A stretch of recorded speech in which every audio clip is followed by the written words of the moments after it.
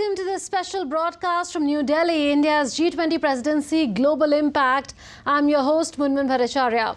The Indian presidency of G20 has come in for praise from world leaders, particularly those who attended the G20 Summit in New Delhi over the weekend. But that's not all. India's leadership of the Global South, its rising status as a world power and its consensus-building skills have also made it to the headlines, articles and opinion pieces in world media. On the show today, we take a panoramic view of global media coverage and hear influential voices on India's delivery as the G20 chair.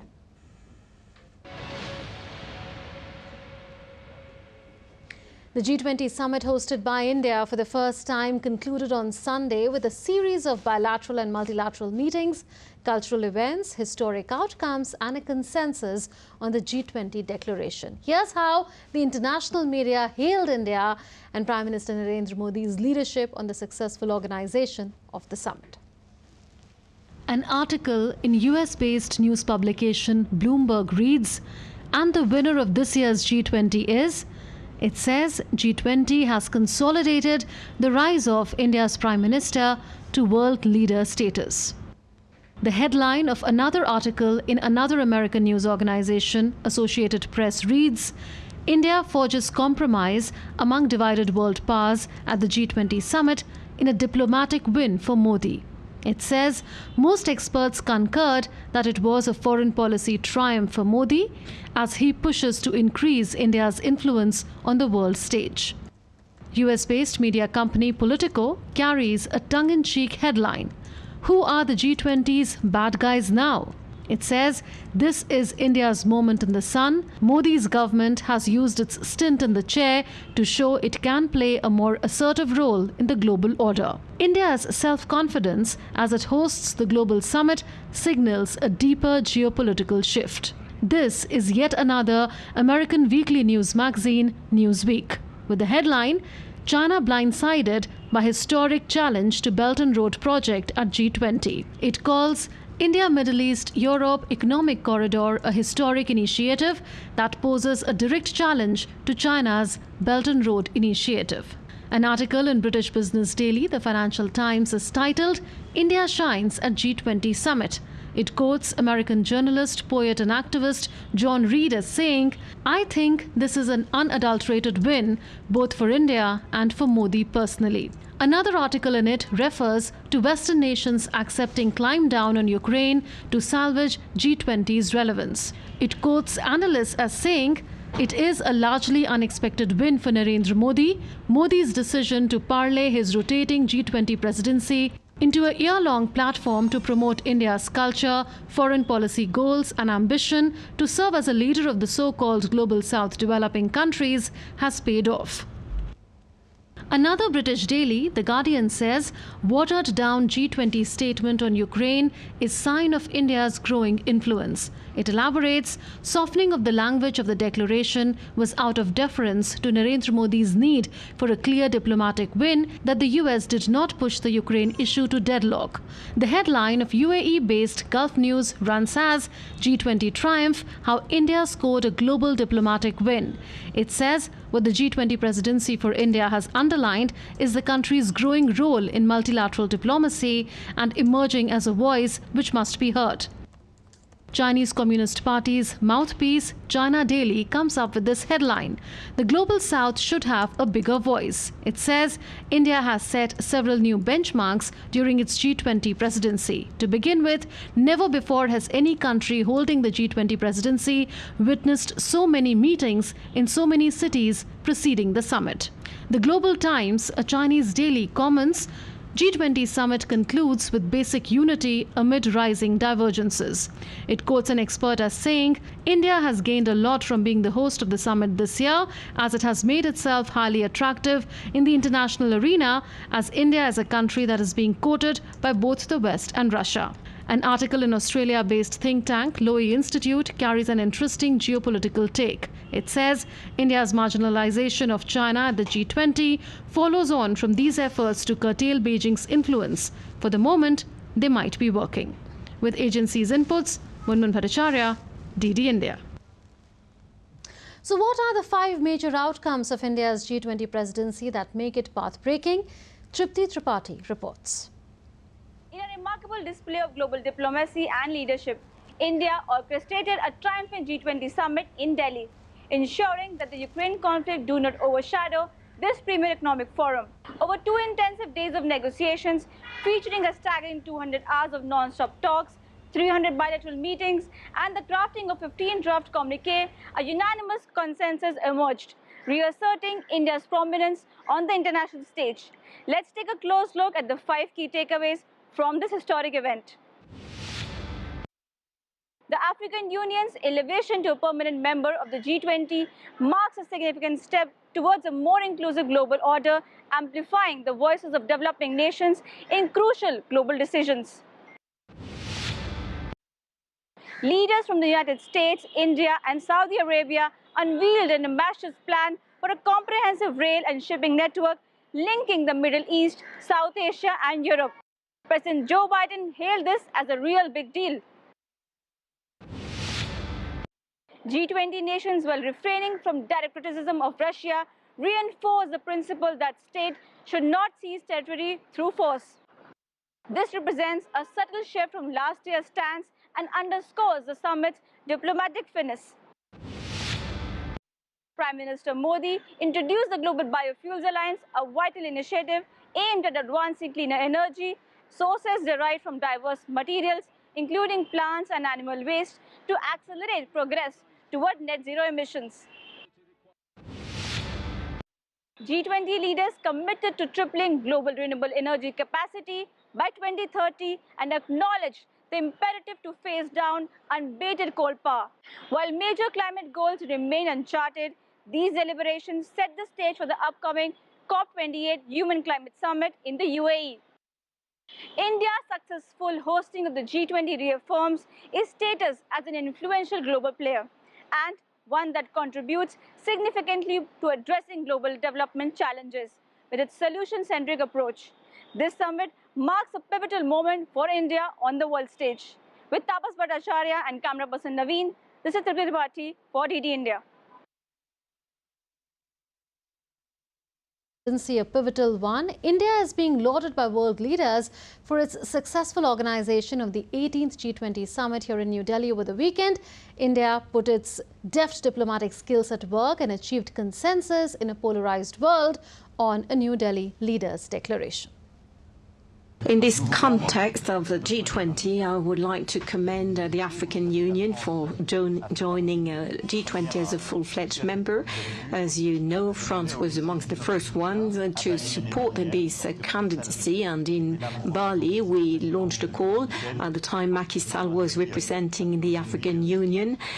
When it comes to mobilizing international financing to tackle poverty and climate change, this G20 acknowledged a number of developments. First of all, we exceeded the $100 billion of reallocation of SDRs. It is in 2020, at the time, that we decided with the IMF to issue some new SDRs. Then, when we worked on financing the African economies, we agreed to reallocate $100 billion to Africa. Within the context of my visit, I've had the privilege to get together with the Prime Minister of India, Mr. Modi, on a bilateral basis. India is our greatest trade partner in South Asia, and we have great potential to enjoy primarily in the field of economy and many others. And I'm so happy to say that we will be able to enjoy a full opportunity to exercise this potential.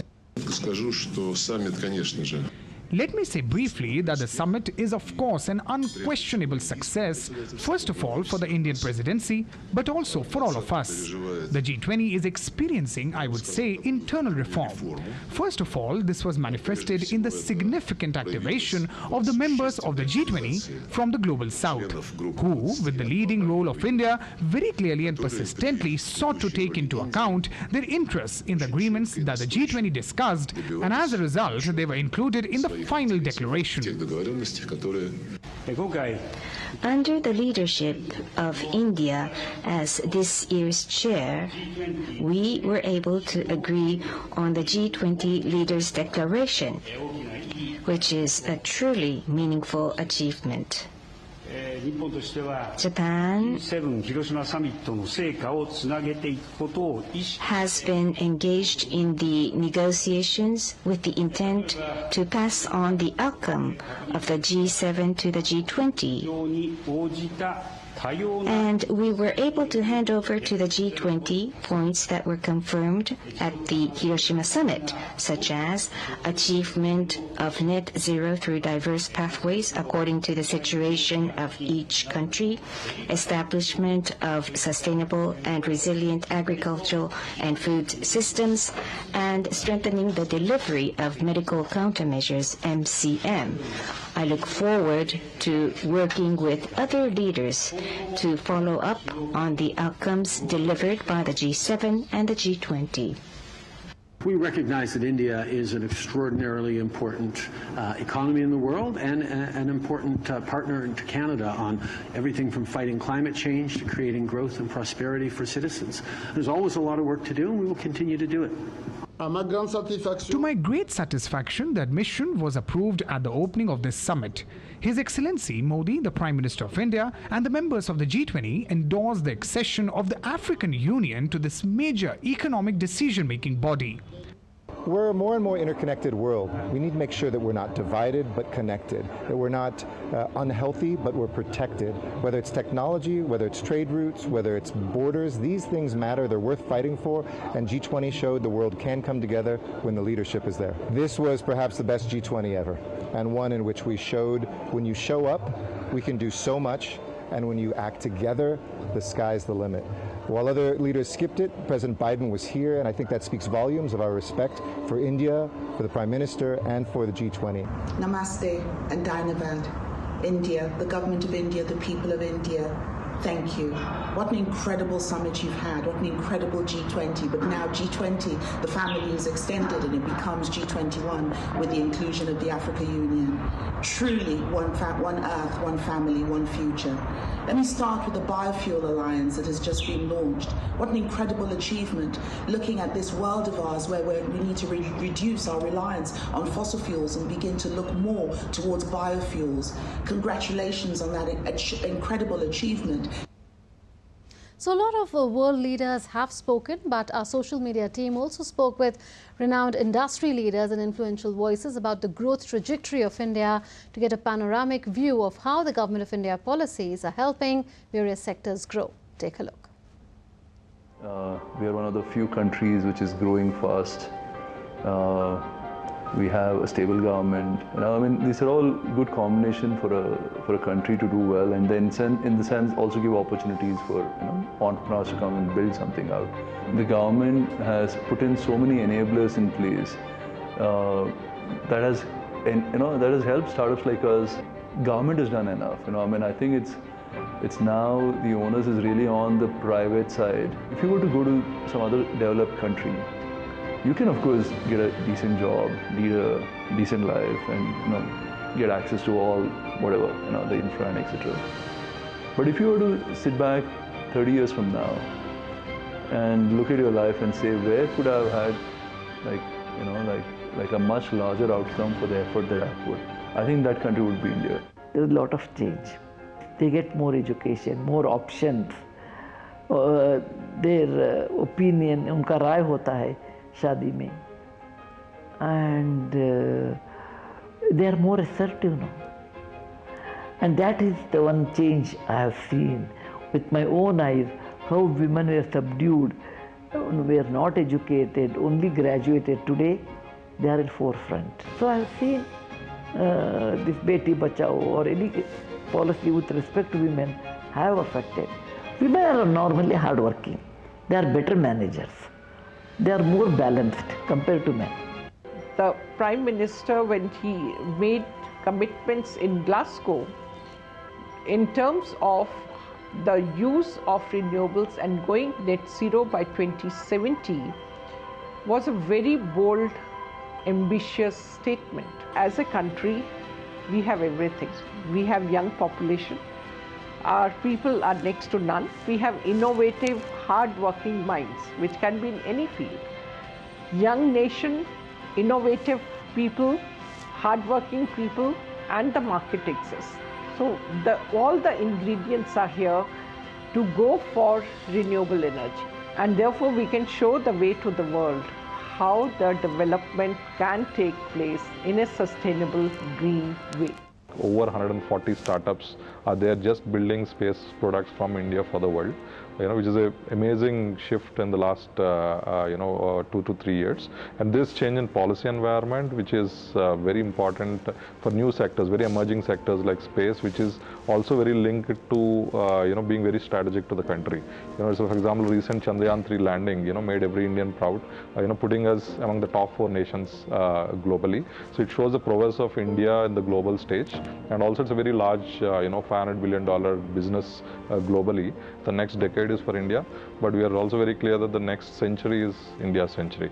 So I think this amount of young talent no country in the world has, I think that is the fuel of our future, and I think undoubtedly the next century is going to be India's century. I mean, the estimate is that we'll be among the top 2 GDP nations in the next 50 years. And joining us now for perspective is Atul Aneja. He is a foreign affairs analyst. Mr. Aneja, such a pleasure to have you on DD India. If you've seen the coverage in the global media, there is so much focus on how this presidency of G20 of India has been a success, particularly given the consensus that has been achieved in the form of a New Delhi Leaders Declaration. Do you think that this is a recognition of India's success in pulling off that declaration, besides also a testimony of India's growth as a rising power, as a power whose voice is listened, whose voice really has that sort of impact around the world that it's always, been trying for? This particular breakthrough, which we could get in terms of reconciling the language on the Russia-Ukraine conflict, much better than what probably happened in Bali at the earlier G20 summit. I mean, this has raised eyebrows, turned heads, whatever adjective you want to use. But this breakthrough has been phenomenal. I think that's one of the reasons why you had such a convergence of attention on the declaration which took place. But, more than that, Munmun, is that you're showing the path forward. I think that is the one that not only are you looking at bridging divides, and that's a broader message which comes through, but you're also showing a pathway of a post-COVID world order. And that you have to, what Prime Minister said, that you have to reduce this trust deficit which is there among countries and countries on either side of the geopolitical divide, and then take it forward to a new world order where the global south has to play a big role along with the global north, that we have to all come together. That is the global north and global south, because that is the only way in which the challenges of the current day world can be met. And that's where this was reflected in that basic slogan of one earth. One earth is very important, one family and one future. So you cannot have this side of countries living in silos or trying to one dominate over the others. This is the pathway which was there, exemplified in the language of on Ukraine and Russia conflict. And you have to not see it in isolation, Munmun, but along with that, the entire transformative world which needs to come forward, right, where the role of the global south will also be central. And India playing the role of a bridge between the global north and global south. I was coming to that, Mr. Aneja, that will posterity remember India as a country that mainstreamed the voice of the global south, that ensured the inclusion of African Union in the G20, effectively making it a G21, which could not have been achieved had there been some other country, because we've seen that not happening for the past several years. Absolutely. And you have 55 countries just coming together as part of the G20. I mean, that is the new world, which is not dominated by a few, but which is sort of spread, the concerns are spread across the globe. And frankly, the future is really the global south. These are the new engines which are going to come up and propel the world in a different, more equitable direction. And a world which is going to be more climate change, which will mitigate the climate change problem, the global problems of our time. Which will also have a new financial order, because if the global south is to be mainstream, then you got to change the multilateral financial institutions. And that's why Ajay Banga's presence here, the World Bank chief, the IMF chief, and them pledging that you need a world financial order to go along with and support the new post-COVID world order. So it's a full-scale changeover, and global south at the center of it. I think it's an amazing exercise in inclusivity, which India has managed to accomplish. And I think more than anything, it's generated hope. There was a time when we were looking the dark alley. There was even an opinion that G20 may not work this time because the Ukraine conflict will just divide us, and that would be probably the last G20. But now you're given hope, a new pathway, inclusivity. And that's also the time, Munmun, that we'll have to get every pillar of the global system contributing. And here I would I do feel that at some point, China was represented here by the Prime Minister. So it's not that it was not. But, countries like China and Russia, the Europeans, the Americans, the global south, all has to come in unison, because you are requiring funding like $4 to $5 trillion a year for the next 50 years. No one particular pole of the multipolar world can fulfill it unless they all come together. We have shown the pathway, but Munmun, still more work to be done to get everybody on board, because without that, we don't get the one future and one earth together. Atulji, do you agree with what, say, Newsweek says, that the India Middle East Europe Economic Corridor is a direct challenge to China's Belt and Road Initiative? And again, this is an event that took place on the sidelines of the G20. So is the 18th edition of the G20 going to be remembered also for such an event that happened on the sidelines, besides, of course, the decisions of the G20 and the inclusion of the African Union as a member? Munmun, very important event, the Middle East Europe corridor. I think I suspect this was even bigger. You remember when the Prime Minister was in Jakarta for the East Asia Summit and the ASEAN-India Summit, that he did talk about a new connectivity initiative. I suspect that this corridor will start from ASEAN countries, come to India, and then from here move towards the Gulf, and then move forward northwards till it reaches Stockholm. This is not just connectivity, physical connectivity, but along with that is a hydrogen pipeline which is being planned.